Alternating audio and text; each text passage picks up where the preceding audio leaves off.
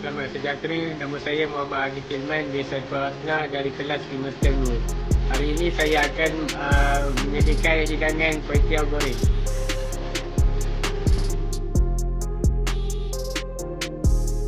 Bahan-bahan untuk membuat kuih tiaw goreng seperti kuih tiaw, bawang putih, bawang merah, ayam, kicap, sos tiram, sos cili, biji cukup rasa dan sirih giling.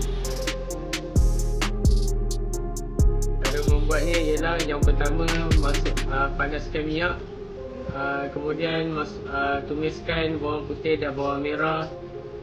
Kedua, masukkan cili giling, kicap, sos cili dan sos tiram.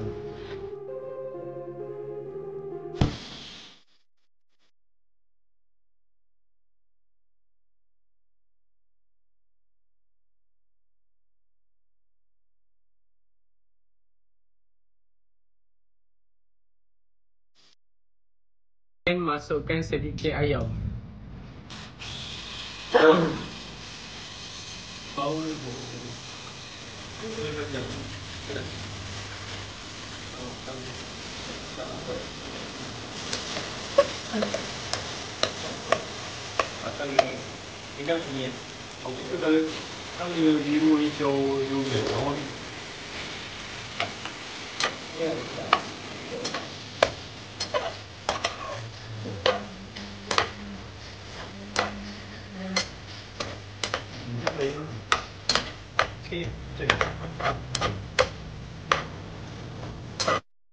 Baik sekali, hidangkan kuih tiaw di atas pinggan.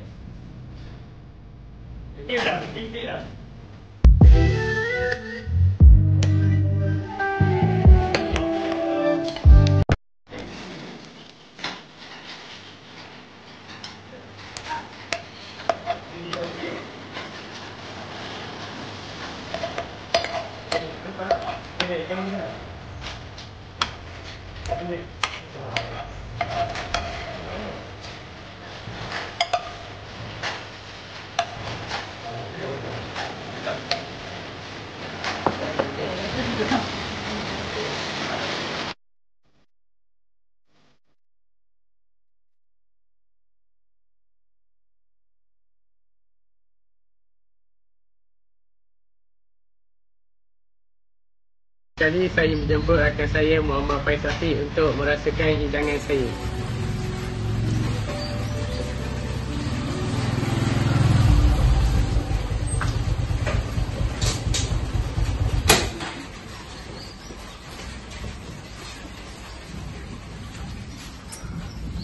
Saya akan merasa makanan Hilman yang telah dimasak oleh Hilman. Bismillahirrahmanirrahim.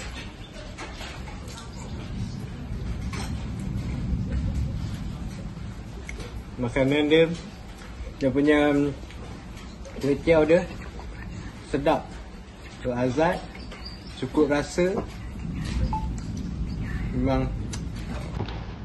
Memang korang boleh cuba kat rumah lah. Memang senang nak buat. Sekian, terima kasih.